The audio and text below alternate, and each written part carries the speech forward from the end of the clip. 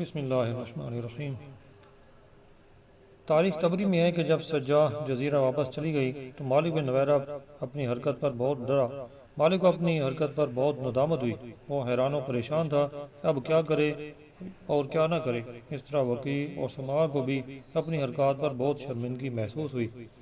ان دونوں نے دوبارہ پھر کوئی سرکشی نہ کی اور تائب ہو کر اسلام میں واپس آ گئے۔ یہ دونوں زکوٰۃ کی رقم اپنے علاقوں سے وصول کر کے حضرت خالد بن ولید رضی اللہ عنہ کی خدمت میں حاضر ہو گئے۔ حضرت خالد بن ولید نے ان سے پوچھا کہ تم لوگوں نے مرتدین سے کیوں تعلقات قائم کیے تھے؟ انہوں نے جواب دیا کہ بنی خبا نے ہمارے ایک شخص کو مار ڈالا تھا، اس کے خون کا بدلہ لینے کے لیے اس ہنگامے کو ہم نے مناسب موقع خیال کیا تھا۔ اب بنی حنظلہ کے علاقہ میں کوئی اور بات تو پریشان کن نہ تھی، البتہ مالک بن نویرہ اور جو لوگ بطا میں اس کے پاس جمع ہو گئے تھے وہ باقی تھے، کیونکہ اب تک اپنے معاملہ میں وہ سخت متردد اور حیران تھا کہ کیا کرے اور کیا نہ کرے۔ قاسم اور عمر بن شعیب سے مروی ہے کہ حضرت خالد رضی اللہ عنہ نے کوچ کا ارادہ کیا۔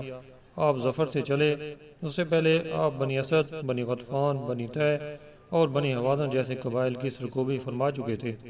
اب آپ نے بطا کے علاقہ کی طرف جانے کا ارادہ کیا جو حزن کے قریب واقع ہے۔ مالک بن نویرہ دراصل بنی تمیم کا ایک نامور سردار تھا۔ یہ شخص سخاوت اور فیاضی میں اپنی مثال آپ تھا۔ اس نے حضور صلی اللہ علیہ وسلم کے دستے مبارک پر اسلام قبول کیا تھا۔ آپ نے اس کو اس کے قبیلہ کا امیر مقرر کر دیا تھا۔ یہ شخص اس سعادت سے اس وقت محروم ہو گیا جب اس نے سجاح کی بیعت کی اور درجہ صحابیت سے مرتد بن گیا۔ در حقیقت مالک بن نویرہ اس سعادت سے محروم ہو گیا جس کی تمنا تا قیامت اہل اسلام کرتے رہیں گے۔ اگر یہ اپنے آپ پر قابو رکھتا اور دنیاوی جاہ و جلال کی تمنا نہ کرتا تو اس کو بھی صحابہ کرام کی صف میں شمار کیا جاتا۔ جب سجاح جزیرہ کی طرف چلی تو مالک کا مارے تردد کے برا حال تھا، مگر اب ایک نئی صورتحال اہل اسلام کے لشکر میں پیدا ہو چکی تھی۔ وہ یہ کہ انصار نے حضرت خالد بن ولید رضی اللہ عنہ کے ساتھ بطا جانے سے انکار کر دیا۔ انہوں نے یہ عذر پیش کیا کہ انہیں ایسا کرنے کا حکم امیر المومنین نے تو نہیں دیا تھا۔ انہوں نے تو یہ حکم دیا تھا کہ جب ہم براخا سے فارغ ہو جائیں اور دشمن کے علاقوں کو مطیع کر لیں تو ان کے دوسرے حکم کا وہیں انتظار کریں۔ حضرت خالد بن ولید رضی اللہ عنہ نے ارشاد فرمایا کہ ممکن ہے انہوں نے تم کو یہی حکم فرمایا ہو، مگر مجھے یہ حکم فرمایا گیا تھا کہ میں آگے بڑھوں۔ تمام خبریں تو مجھے موصول ہوتی ہیں اور مجھے تو میرے عمل کے خلاف اب تک کوئی بھی حکم نہیں ملا۔ دوسری بات یہ بھی سن لو کہ میں اس لشکر کا امیر ہوں۔ جب تک مجھے ان کا کوئی قطعی حکم ان کے خلاف نہ ملے اور میں دشمن کو زیر کرنے کا کوئی موقع پاؤں تو کیا اس کے لیے ان کو اطلاع کر کے ان سے حکم حاصل کروں؟ یقیناً اس طرح تو موقع ہاتھ سے جاتا رہے گا۔ میں تو ہرگز ایسا نہیں کروں گا، بلکہ جو موقع دستیاب ہوگا اس سے ضرور فائدہ اٹھاؤں گا۔ اسی طرح اگر ہم کسی مصیبت میں گرفتار ہو جائیں جس کے متعلق انہوں نے اپنے فرمان تقرر میں کوئی وضاحت نہ کی تو اس موقع پر ہم کیا کریں گے؟ چنانچہ ہم جو بہتر صورتحال دیکھیں گے وہی کریں گے۔ بالکل اسی طرح مالک بن نویرہ ہمارے قریب موجود ہے۔ میں تو بہرحال خود اور اپنے ہمراہی مہاجرین اور دوسرے مسلمانوں کے ساتھ اس کے مقابلہ پر بڑھتا ہوں اور تم لوگوں کو اپنے ساتھ آنے پر ہرگز مجبور نہیں کرتا۔ حضرت خالد بن ولید رضی اللہ عنہ ایک حقیقت پسند بزرگ تھے۔ آپ کی جنگی حکمت عملی اور فہم و فراست اپنی مثال آپ تھی۔ آپ کی باتوں نے حقیقتاً انصار کے دلوں کو ہلا کر رکھ دیا تھا، مگر ان کو ہوش تب آیا جب حضرت خالد رضی اللہ عنہ وہاں سے کوچ فرما چکے تھے۔ آپ کے چلے جانے کے بعد انہیں اپنے عمل پر ندامت ہوئی۔ اب انہوں نے کہنا شروع کیا کہ اگر حضرت خالد رضی اللہ عنہ کو کامیابی حاصل ہوئی اور اس میں بھلائی ہوئی تو ہم یقیناً اس سے محروم رہ جائیں گے، اور اگر وہ کسی مصیبت میں گرفتار ہوئے تو سب مسلمانوں میں ہماری رسوائی ہو جائے گی۔ اس صورتحال میں وہ ہم سے اجتناب برتیں گے۔ انہی اندیشوں کی وجہ سے اب تمام انصار بھی حضرت خالد رضی اللہ عنہ کی مائیت کے لیے بالکل آمادہ ہو گئے۔ انہوں نے اپنے ایک قاصد کو حضرت خالد بن ولید رضی اللہ عنہ کے پاس دوڑایا تاکہ وہ ان کو روکے۔ حضرت خالد رضی اللہ عنہ انصار کے لیے ٹھہر گئے اور جب وہ آ گئے تو وہ سب کو لے کر بطا کے علاقہ میں آئے، مگر وہاں پر کسی کو بھی نہ پایا۔ حضرت خالد بن ولید رضی اللہ عنہ جب بطا آئے تو انہوں نے وہاں کسی کو نہیں پایا تھا۔ اس کا مطلب یہ ہوا کہ وہاں پر مالک اور اس کے ساتھیوں میں سے کسی کو نہ پایا تھا، مگر انہوں نے جب یہ دیکھا کہ مالک کو اپنے رویہ پر تردد ضرور تھا اور اس نے اپنے تمام پیروکاروں یا ساتھیوں کو اپنی اپنی جائیدادوں کو دیکھ بھال کے لیے روانہ کر دیا تھا، اس نے عوامی اجتماع کی بھی ممانعت کر دی تھی۔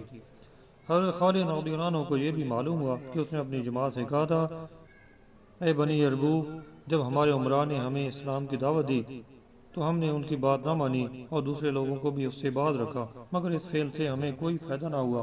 میں نے اس معاملہ پر غور کیا تو مجھے احساس ہوا کہ ہم نے اس کام یعنی مرتد ہونے کو بغیر سوچے سمجھے اور مصلحت دینی کے اختیار کیا تھا۔ تم لوگ اب اس سے علیحدگی اختیار کر لو اور اپنے علاقوں کو لوٹ جاؤ اور اسلام میں داخل ہو جاؤ۔ مالک بن نویرہ کے اس مشورے کے بعد اس کے تمام ساتھی اپنی اپنی قیامگاہوں کو واپس چلے گئے اور وہ بھی اپنے گھر چلا گیا۔ حضرت خالد نے بتا ہمیں باغیوں کی تلاش کے لیے مختلف فوجی دستوں کو تعینات کیا اور انہیں یہ بھی ہدایت دی کہ وہ جہاں پہنچیں وہاں سے شاعر اسلامی کی منادی کریں، جو اس کا جواب نہ دے اسے گرفتار کریں اور جو مقابلہ پر اتر ہے اسے قتل کر دیں۔ حضرت ابوبکر صدیق رضی اللہ عنہ نے حضرت خالد بن ولید کو حکم دے رکھا تھا کہ جب وہ کسی بھی مقام پر پہنچیں تو وہاں پر اذان دیں اور اقامت کہیں۔ اگر اس مقام کے باشندے بھی اذان اور اقامت کہیں تو ان سے کوئی تعرض نہ کیا جائے۔ اگر وہ لوگ ایسا نہ کریں تو فوراً ان پر حملہ کر دیا جائے اور انہیں بے دریغ قتل کیا جائے۔ اگر وہ لوگ شاعر اسلامی کا جواب دیں تو پھر ان سے زکوٰۃ کا اقرار لیا جائے، اگر وہ مان جائیں تو بہتر ہے، وگرنہ بغیر تنبیہ کے اچانک ان پر حملہ کر کے انہیں قتل کر دیا جائے۔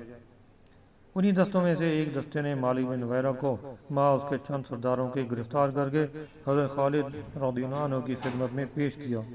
مالک کے ان معتمد ساتھیوں میں بنی ثعلبہ بن یربو کے عاصم، عبید، عرین اور جعفر جیسے معروف لوگ بھی شامل تھے۔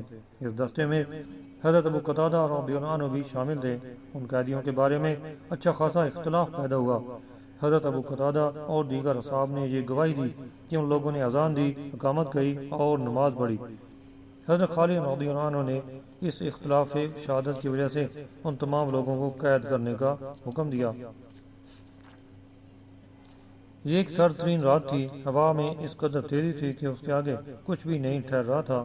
سردی کا جب زور زیادہ بڑھا تو حضرت خالد رضی اللہ عنہ نے منادی کو طلب فرما کر حکم دیا کہ وہ بلند آواز سے کہے کہ اپنے قیدیوں کو گرم کرو۔ اس منادی نے بلند آواز سے چلا کر کہا کہ اپنے قیدیوں کو گرم کرو۔ بنی کنانہ کے محاورے میں اس لفظ کو قتل کرنے کے لیے بھی استعمال کیا جاتا تھا۔ جب یہ لفظ بولا جائے تو قتل کے معنی میں سمجھا جاتا ہے۔ مجاہدین نے خیال کیا کہ ان سب کو قتل کرنے کا حکم دیا گیا ہے، چنانچہ انہوں نے تمام قیدیوں کو قتل کر دیا۔ حضرت زرار بن ازور نے مالک بن نویرہ کو قتل کیا۔ حضرت خالد کو جو انتہائی شور و غل سنائی دیا تو آپ اپنے خیمہ سے باہر نکل آئے، مگر اس وقت تمام قیدیوں کو قتل کیا جا چکا تھا۔ حضرت خالد نے فرمایا، بے شک اللہ تعالیٰ جس کام کو کرنا چاہتا ہے وہ ہر حال میں پورا ہو کر رہتا ہے۔ حضرت ابو قتادہ نے اس قتل عام کا الزام حضرت خالد پر لگا دیا، مگر حضرت خالد رضی اللہ عنہ نے ان کو خاموش رہنے کا جب فرمایا تو وہ مدینہ طیبہ چلے آئے۔ جب انہوں نے تمام واقعہ حضرت ابوبکر صدیق رضی اللہ عنہ کو کے گوش گزار کیا تو آپ بے حد ناراض ہوئے۔ آپ نے بڑے غصے سے فرمایا کہ تمہیں یہ جرت کیسی ہوئی کہ تم امیر کی اجازت کے بغیر لشکر سے چلے آؤ۔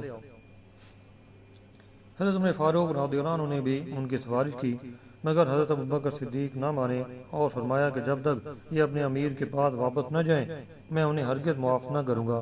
چنانچہ حضرت ابو قتادہ واپس حضرت خالد کے پاس گئے اور انہی کے ساتھ مدینہ طیبہ واپس آئے۔